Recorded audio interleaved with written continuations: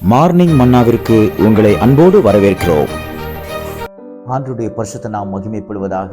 இந்த காலை வேளையிலே உங்களை சந்திப்பதில் மிகுந்த சந்தோஷம். இன்றைக்கும் கர்த்தர் நம்மோடு கூட பேசுகிற வார்த்தைக்கு நேராக நம்முடைய கவனத்தை செலுத்தலாம். யோவேல் தீர்க்கதரிசன புஸ்தகம் 2ஆம் அதிகாரம் 26வது வார்த்தையிலே கர்த்தர் நமக்கு நல்ல ஒரு வாக்குத்தத்தத்தை கொடுத்திருக்கிறார். என்ன? என் ஜனங்கள் ஒருபோதும் வெட்கப்பட்டு போவதில்லை.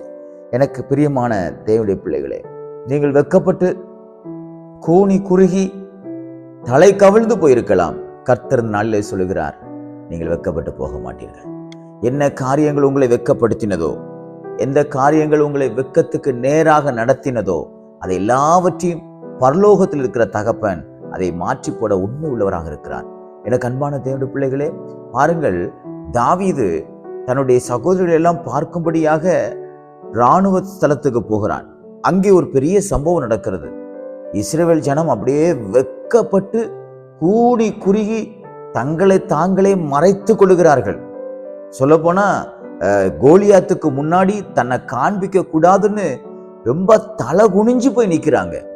யார் இந்த இஸ்ரவேல் ஜனங்கள்? தேவனுடைய ஜனம், தேவனாலே தெரிந்து கொள்ளப்பட்ட ஜனம்.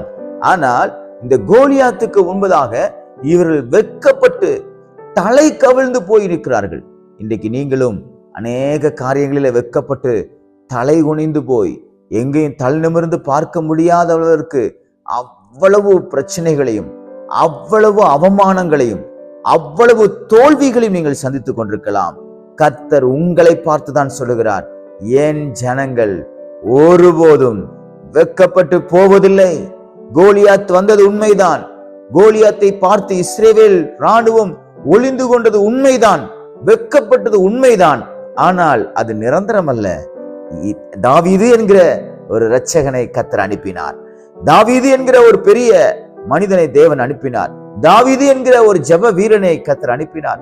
தாவீது என்கிற ஒரு பெரிய யுத்த வீரனை கர்த்தர் அனுப்பினார். எனக்கு அன்பான தேவனுடைய பிள்ளைகளே, உங்களுக்கு இன்றைக்கு கர்த்தர் ஒருவரை அனுப்புகிறார். அவர்தான் பரிசுத்த ஆவியானவர். நீங்கள் எங்கெல்லாம் வெட்கப்பட்டு நின்றீர்களோ, உங்க பலத்தினால தானே அவனை ஜெயிக்க முடியல. இஸ்ரவேல் இராணுவத்தினால ஏன் ஜெயிக்க முடியல? கோலியாத்துக்கு முன்னாடி நிக்கிறதுக்கு யாருக்கும் பலன் இல்ல, யாருக்கும் தைரியம் இல்ல. இன்னைக்கு அப்படித்தானே? உங்களால தைரியம் இல்லாம, பலன் இல்லாம கூனி குறுகி உங்களை நீங்களே வருத்தி கொண்டிருக்கீங்களா?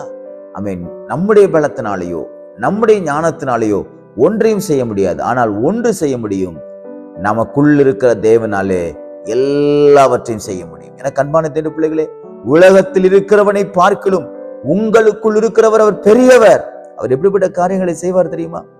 எத்தனையோ நாட்கள் சொல்லப்பட்டிருக்கிறது கோலியாத்தை பற்றி. அவன் ஒவ்வொரு நாளும் எழுந்து நின்று இப்படி கேவலமா பேசுவானா, கெட்ட வார்த்தை போட்டு திட்டுவானா. இதையெல்லாம் ஜனங்கள் கேட்டுக்கொண்டு, இராணுவத்தினர் கேட்டுக்கொண்டு தலை கவிழ்ந்து நிற்பார்களாம். ஐயோ, நமக்கு இந்த அவமானம் தேவையா? நாம் இருக்கிறதை காட்டிலும் செத்து விடலாம். ஐயோ, இந்த இராணுவத்தில் நாம் இருப்பதை காட்டிலும் நாம் ஒன்றுக்கும் நாம் பிரயோஜனம் இல்லை என்று சொல்லி எல்லா தலைவர்களும் தலை கவிழ்ந்து விடுவார்களாம். ஆனால் அவைகள் நிரந்தரமாக அல்ல. இயேசு கிறிஸ்து ஒருவர் வரும்பொழுது நம்ம எங்கெல்லாம் தலை கவிழ்ந்து நின்றோமோ, எத்தனை வருடங்கள், எத்தனை மாதங்கள், எத்தனை வாரங்கள் நீங்க வெட்கப்பட்டு வெட்கப்பட்டு வெட்கப்பட்டு நீங்க கூனி குறுகி போய் நின்றீங்களோ, இன்றைக்கு கர்த்தர் உங்களுக்கு ஒரு அற்புதத்தை செய்ய விரும்புகிறார். நீங்கள் விசுவாசிப்பில்லையானால், இந்த வார்த்தையை நீங்கள் விசுவாசிப்பில்லையானால், என் ஜனங்கள் ஒருபோதும் வெட்கப்பட்டு போவது இல்லை. ஏனென்றால் எல்லாவற்றையும் செய்யக்கூடிய என் ஆண்டவர் என்னோட இருக்கிறார். ஆண்டவர் தாவீதை அனுப்பினார். தாவீது சொன்னான், இவன் எப்படி என்னுடைய தெய்வத்தை நிந்திப்பதற்கு இந்த விருத்த சேதனம் இல்லாதவன் யார்? இன்னைக்கு உங்களை வெட்கப்படுத்துறதுக்கும் உங்களை அவமானப்படுத்துறதுக்கும் புறஜாதியர்கள் எழும்பி இருக்கலாம். ஆனா அவர்களை பார்த்து கர்த்தர் சொல்லுகிறார், இவர்கள் யார் என் பிள்ளையை வெட்கப்படுத்துறதுக்கு? இவன் யார் என் பிள்ளையை கேள்வி கேட்கறதுக்கு? இவன் யார் என் பிள்ளையை தலை கவில பண்றதுக்கு? இவன் யார் என் பிள்ளைகளை கண்ணீர் வடிக்க வைக்கிறதுக்கு? இவன் யார் என்னுடைய குடும்பத்தில், இந்த என்னுடைய பிள்ளைகளுடைய குடும்பத்திலே வந்து பிரச்சனைகளை மூட்டுவதற்கு? நானே அவர்களுக்காக இறங்கி யுத்தத்தை செய்கிறேன். அவர் தாவீது சொல்லுகிறார், இன்றைக்கு இந்த கோலியாத்தை கர்த்தர் என் கரத்துல ஒப்பு கொடுப்பார் என்று. இன்றைக்கு உங்க கரத்துல கர்த்தர் ஒப்பு கொடுக்கிறார். நீங்க எங்கெல்லாம் வெட்கப்பட்டு ரொம்ப வாழ்க்கை இழந்து வாழ்க்கைக்கு முடிவுக்கு நேரா நீங்க போய் கொண்டிருக்கலாம். பிடிக்கிற இடத்துல வெட்கப்பட்டீங்களா? ஒர்க் பண்ற இடத்துல ரொம்ப வெக்கப்பட்டு தலை குனிஞ்சு போய் நிற்கிறீங்களா? உங்களுக்கு சப்போர்ட் யாருமே இல்லையா? நீங்க தனியா நின்று போராடிட்டு இருக்கீங்களா?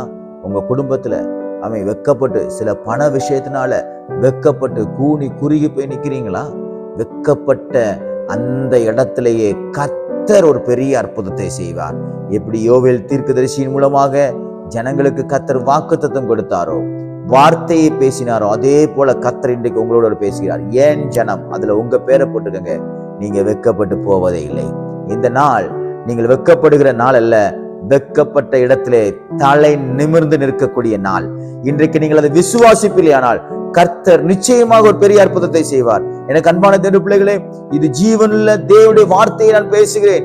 ஏதோ சொல்ல வேண்டும் என்பதற்காக அல்ல. இன்றைக்கு கர்த்தர் உங்க வெக்கத்துக்கு பதிலான இரட்டத்தையான பதிலை தருவார். நீங்க வெக்கப்பட மாட்டீங்க, தலை நிமிர்ந்து நிற்பீங்க. சந்தோஷத்தினாலும் மகிழ்ச்சியினாலும் உங்கள் இருதயங்கள் நிரம்பும். கர்த்தர் உங்களை ஆசீர்வதிப்பாராக. உங்கள் சத்துருக்களை கர்த்தர் இந்த நாளிலே ஒன்றுமில்லாமல் மடங்கடித்து போட்டு நீங்க வெக்கப்பட்ட இடத்துல உங்க தலையை கர்த்தர் உயர்த்துவாராக. இந்த நாள் முழுவதும் உங்களுக்கு ஆசீர்வாதமாக இருக்கட்டும். நீங்கள் ஜெயமுள்ள ஒரு வாழ்க்கையை இந்த நாளிலே வாழ்வதற்கு கர்த்தர் உங்களுக்கு உதவி செய்வாராக. God bless you. நிறைவாழ்வு ஏஜி சபை பாண்டிச்சேரி. ஜெப தேவைக்கு 9952776926 9500794949.